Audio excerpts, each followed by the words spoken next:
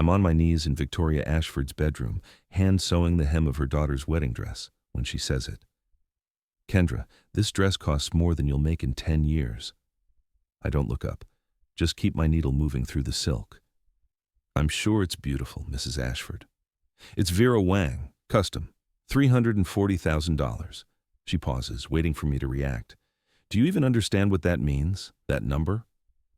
I understand exactly what it means. It means in 4 hours, at exactly 6 o'clock tonight during her daughter's engagement party, 3 lawyers will walk through her front door and tell her I own everything, this house, her husband's company, every asset with the Ashford name on it. But right now, I'm still on my knees, still wearing this black uniform, still playing the role I've played for 4 years, because Victoria Ashford destroyed my mother 12 years ago, and today I'm going to return the favor.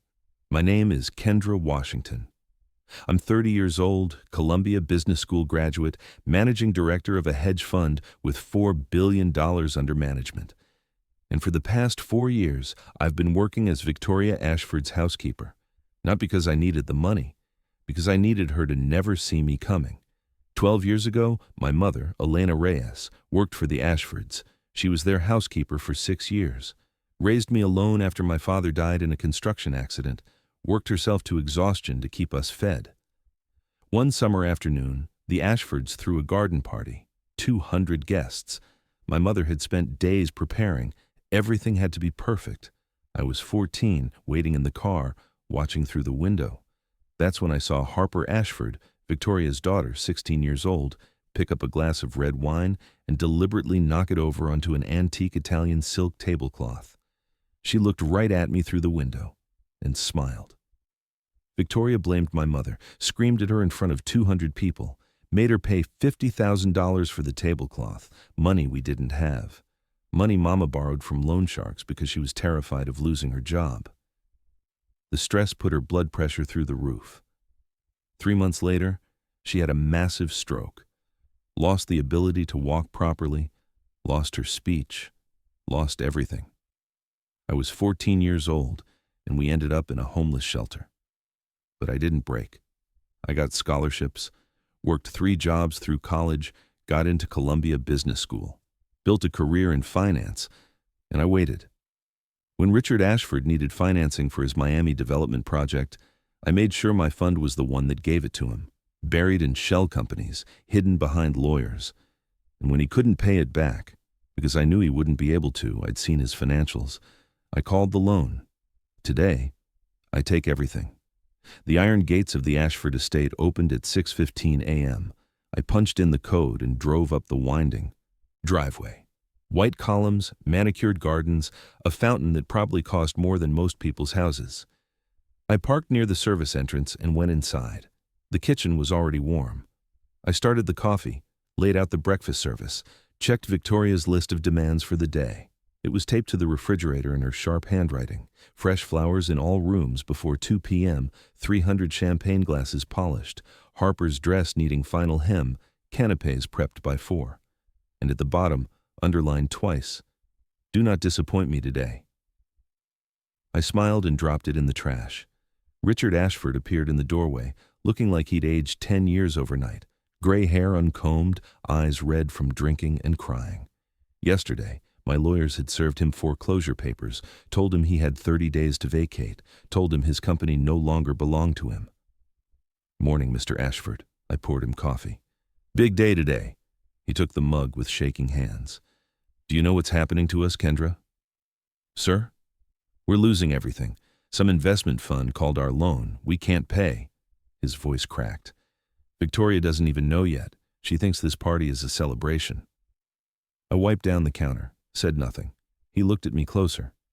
"You ever feel like someone's out to get you? Like the universe is waiting to kick you when you're down?" I thought about my mother in that hospital bed, about the homeless shelter, about being 14 and helpless. "Sometimes people with power crush people without it," I said quietly, "and sometimes it goes the other way." He stared at me, then shuffled out. I checked my watch. 11 hours to go. By 8 a.m., the house was chaos. Event coordinators, florists, caterers everywhere. Then Victoria descended the staircase. Red dress, perfect hair, flawless makeup. 54 years old, looking 40. Money buys a lot of things. Kendra, guest bathroom, second floor, water spot on the mirror. Fix it. And did you pick up my dress? Yes, ma'am, in your closet. Good. Harper will be here at noon. Her dress better be perfect. She swept past me, already shouting at the caterers. I climbed the stairs, fixed the water spot. That's when I saw the family photo on the hallway table. The Ashfords from 15 years ago. Harper, maybe 13, missing her front teeth, grinning like a normal kid. When did she learn to be cruel? Or did her mother teach her? Don't make them human, I told myself. Not today. Harper arrived at noon. Loud laugh, expensive heels clicking on marble. She threw her arms around Victoria. Mom, is everything perfect? Almost. Kendra still needs to finish your hem. Harper turned to me. 28 now, effortlessly beautiful. Kendra, thank you so much for everything today. Seriously, you're a lifesaver. She grabbed my hand, squeezed it. Did she remember me? That 14-year-old watching through the window? If she did, she didn't show it. Happy to help, Miss Harper. In her old bedroom, I laid out the Vera Wang dress. $340,000 of silk and lace. Harper stripped down unselfconsciously, the way people do around those they consider beneath them, and stepped into the dress. I knelt behind her, began pinning the hem. You're coming to the wedding, right? Harper said suddenly. I paused. Ma'am? The wedding in June. You should come. Not as staff, as a guest. Something twisted in my chest. She destroyed your mother and doesn't even remember. That's very kind, but I'm serious. Crawford's family's so boring. I need some normal people there. She laughed. Goodness, if today's party is a disaster, I'll die.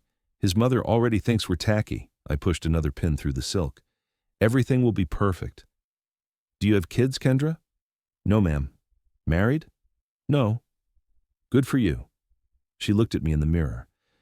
Can I ask you something personal? Do you like working for my mom?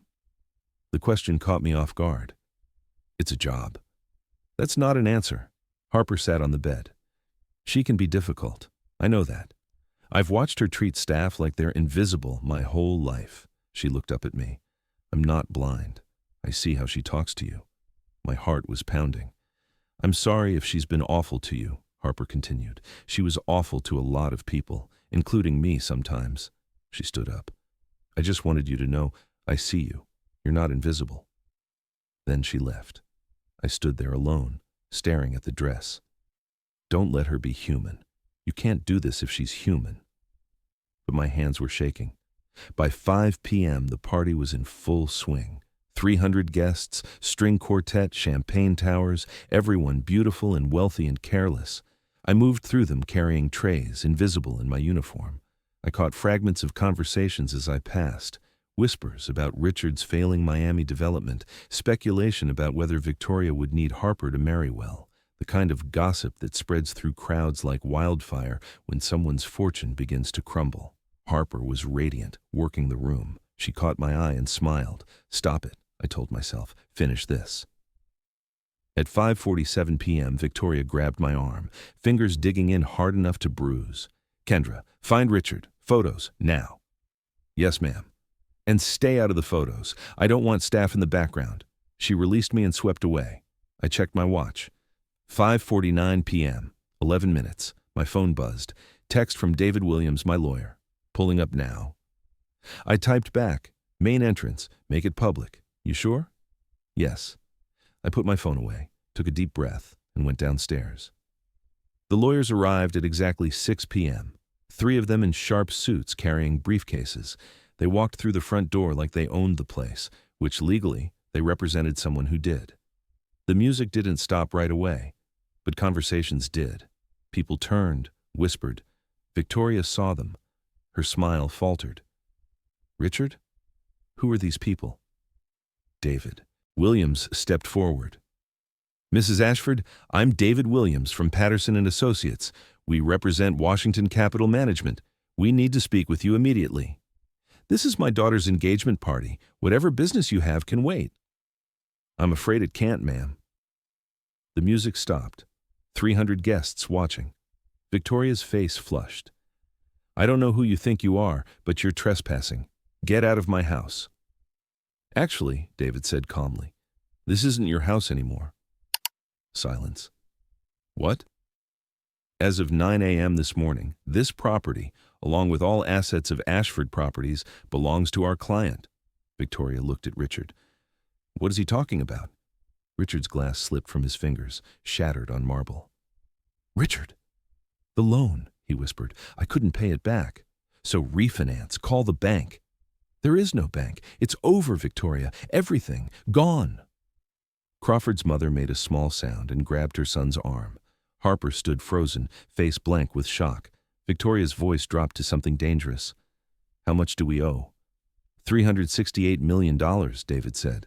Someone gasped. Victoria swayed. That's impossible. Who? Her voice cracked. Who did this to us? I stepped forward. The crowd parted. Victoria's eyes found me, confused. Kendra, not now. Go to the kitchen. Actually, I said quietly, I'm exactly who you want to talk to. She blinked. What? My name is Kendra Washington. I'm the founder of Washington Capital Management. I pulled off my apron, folded it, set it on a table. I own your husband's company. I own this house. I own everything. The room was dead silent. Victoria stared. You're the maid.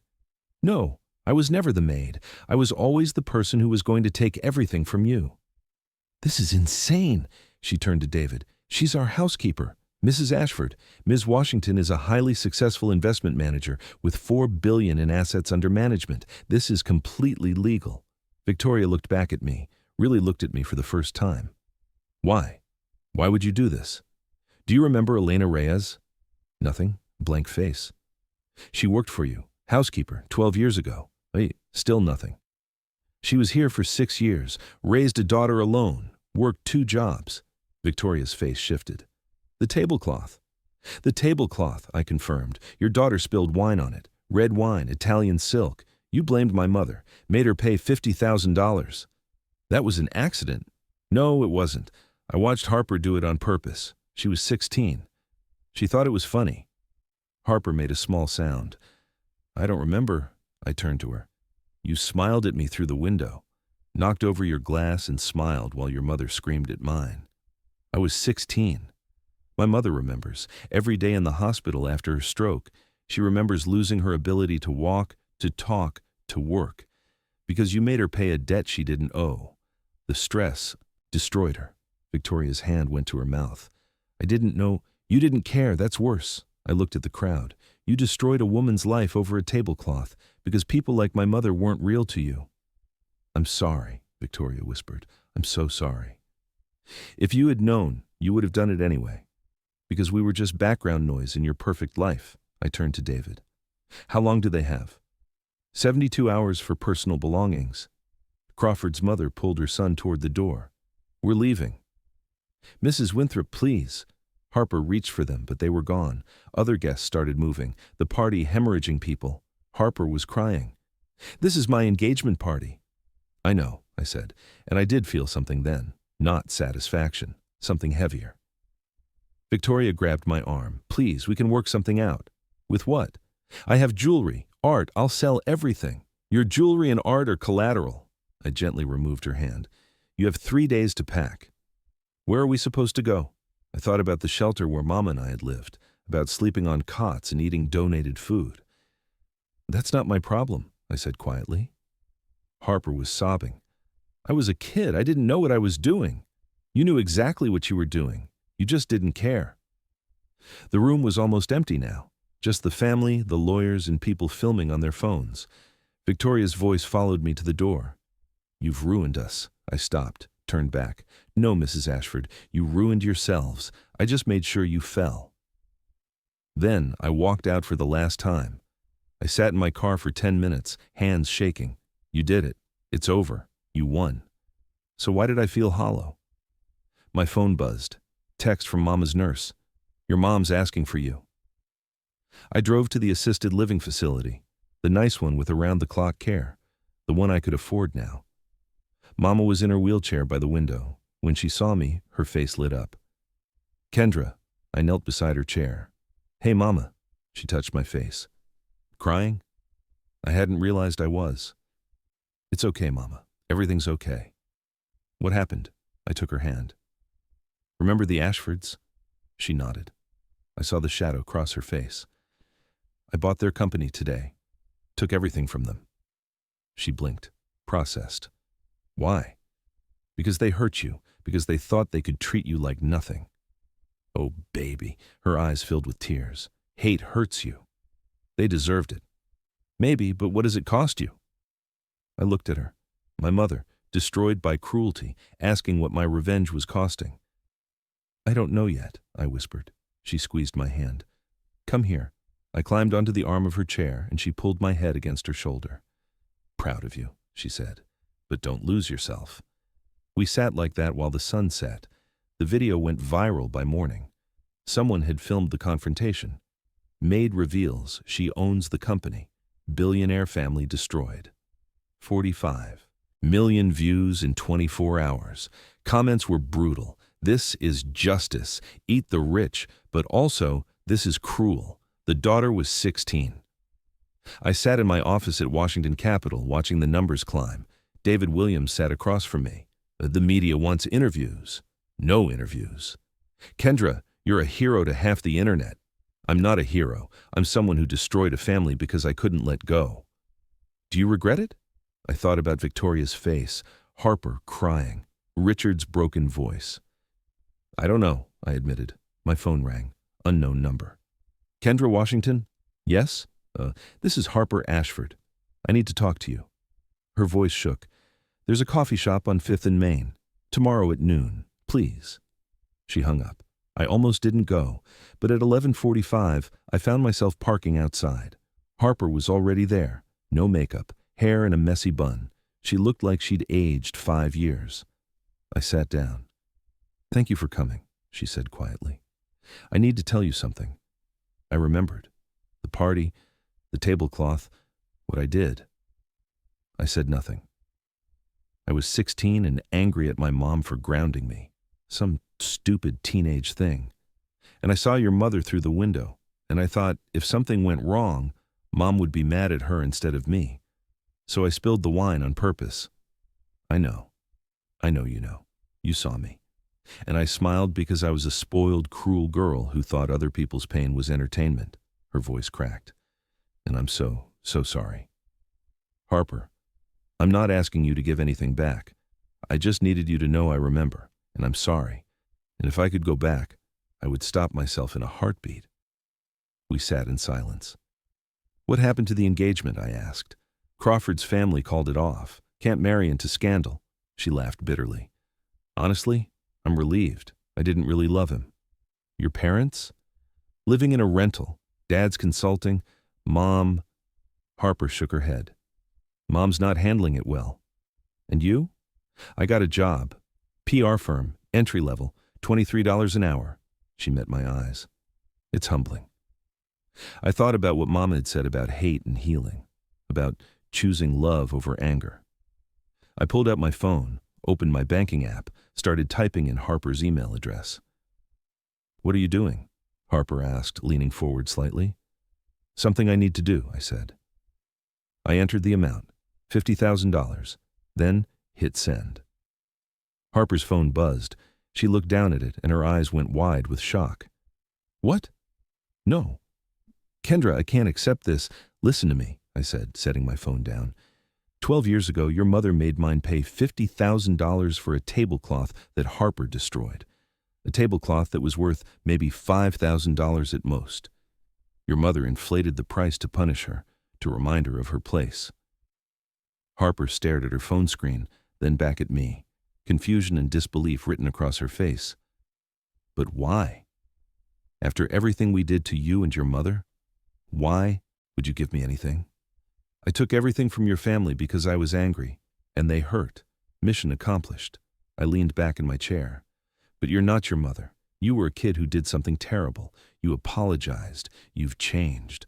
And I can either destroy you forever, or I can let you become someone better. Tears ran down her face. Why?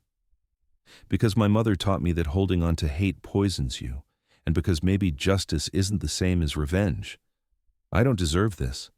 Probably not, but I'm not doing it for you. I'm doing it so I can sleep at night. She stood, extended her hand.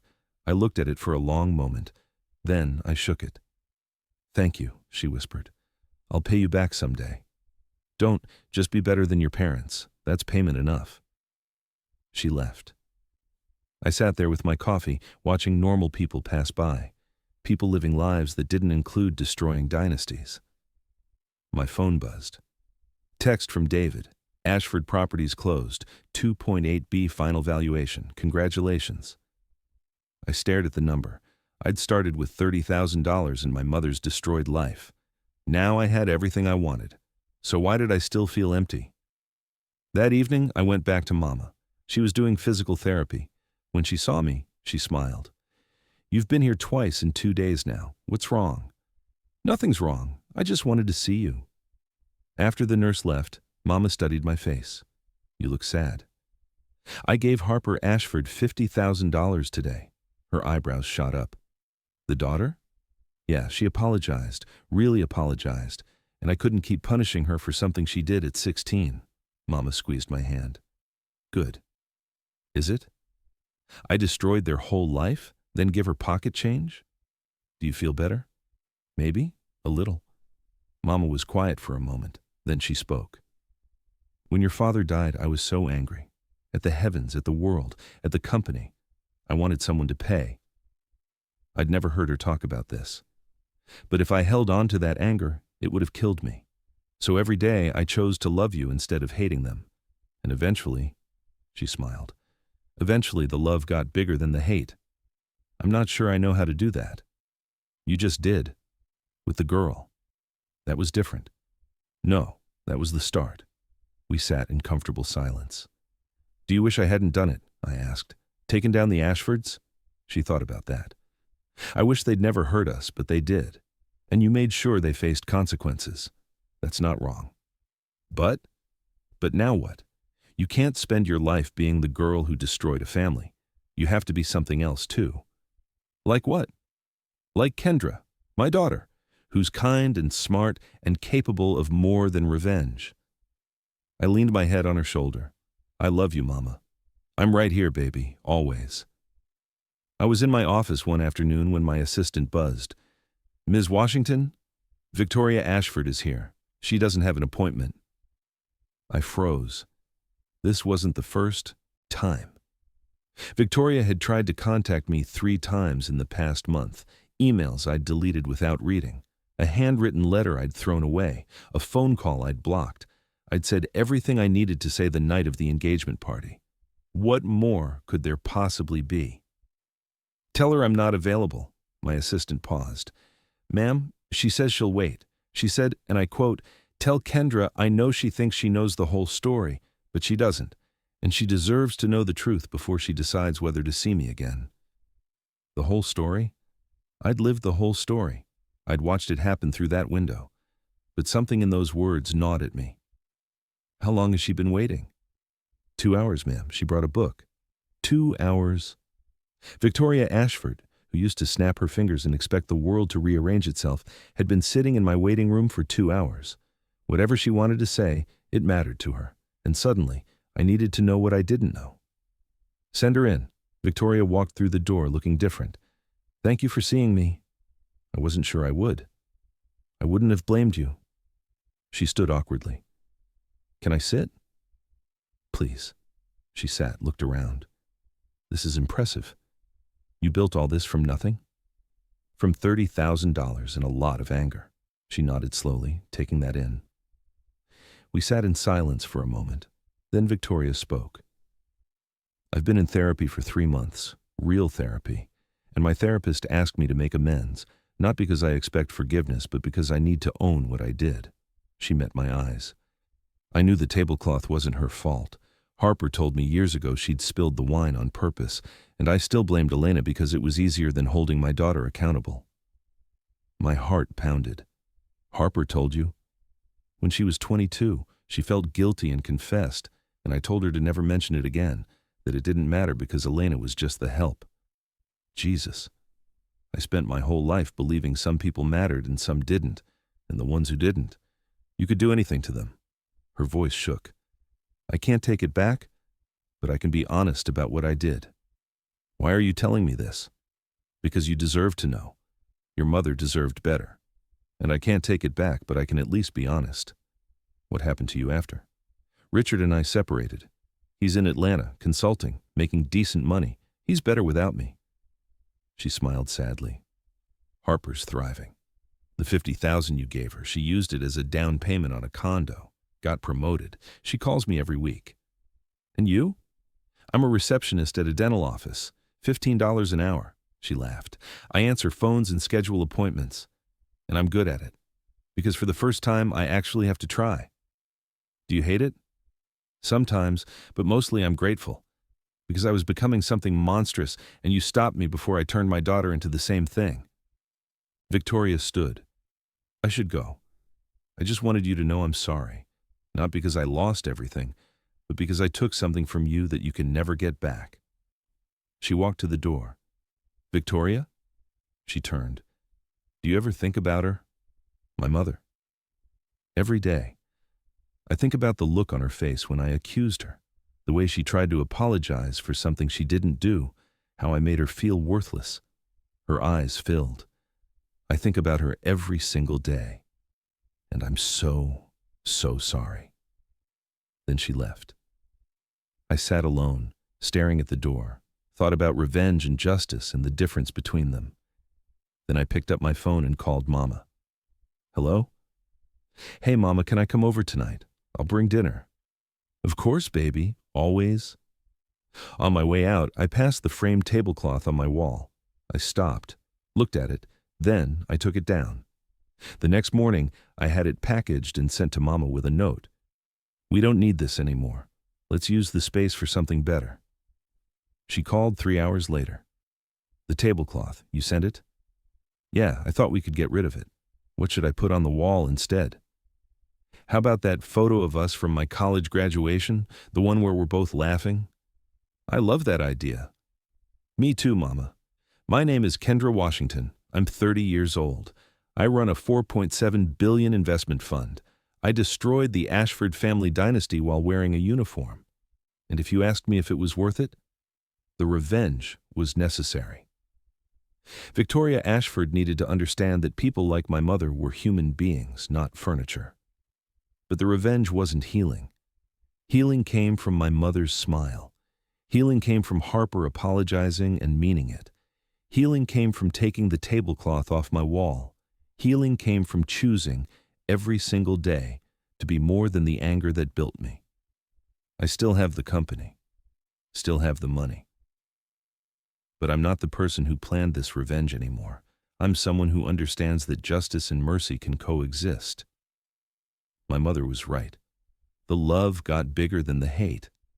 And that, more than the money, more than the company, more than watching them fall, that was the real victory. I destroyed a dynasty. But I didn't let it destroy me, because revenge might be justice. But mercy? Mercy is freedom. If you made it this far, thank you for listening to Kendra's story. Stories like these remind us that while justice matters, healing matters more. If this resonated with you, please hit that subscribe button and let me know in the comments where you're watching from. I'd love to hear your thoughts on revenge, forgiveness, and what true victory really means. Until next time, remember, the most powerful thing you can do isn't just to win, it's to choose who you become after the battle is over.